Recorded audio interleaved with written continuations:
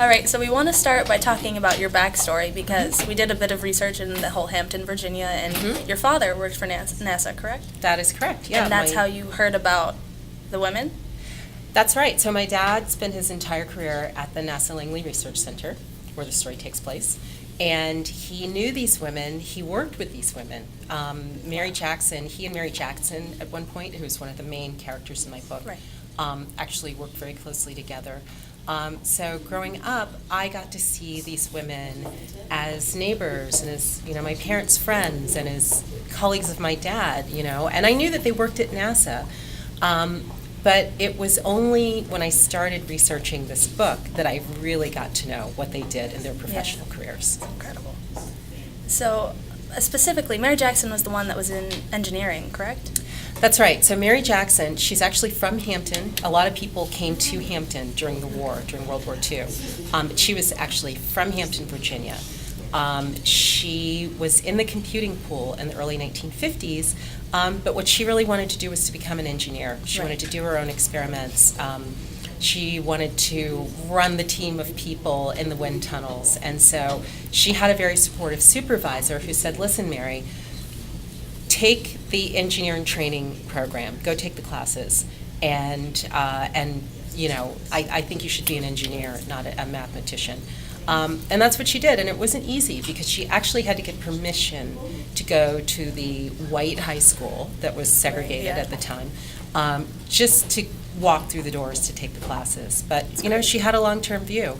That's what she did, and she became the first black woman aeronautical engineer at NASA. She very well may have been the first black woman aeronautical engineer in the entire United States. Wow. Oh my gosh. So, remarkable lady. So I have a question. Yes. What was your inspiration and drive for writing the book in general? Like, what made you want to pursue the story of these three women? I think it's like so many things in life, sort of serendipity. What happened is, in 2010, my husband and I had gone home for Christmas to visit my parents, who still live in Hampton, Virginia.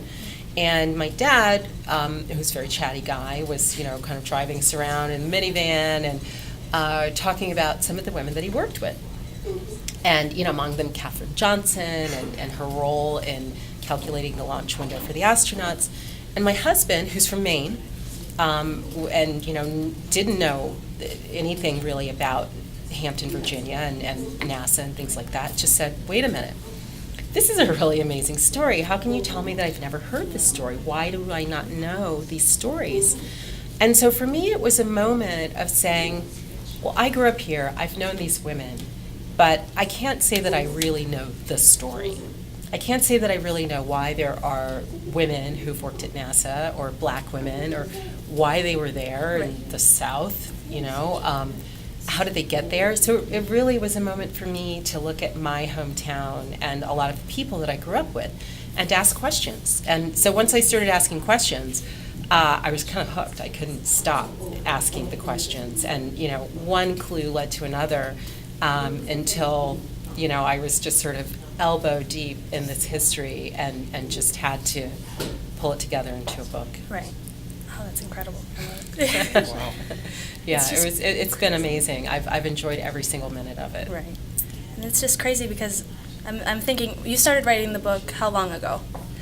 So that was 2010. That was when the first interviews happened. Okay. So I would say it took really 3 years of intensive research of just trying to figure out what happened. Yeah. Like going from Katherine Johnson to Dorothy Vaughan, because Katherine Johnson first told me about Dorothy Vaughan, and then talking to Dorothy Vaughan's children, and it's sort of like spinning this spider's web until I had an idea of, okay, here's what happened, here's how I think the story should be structured.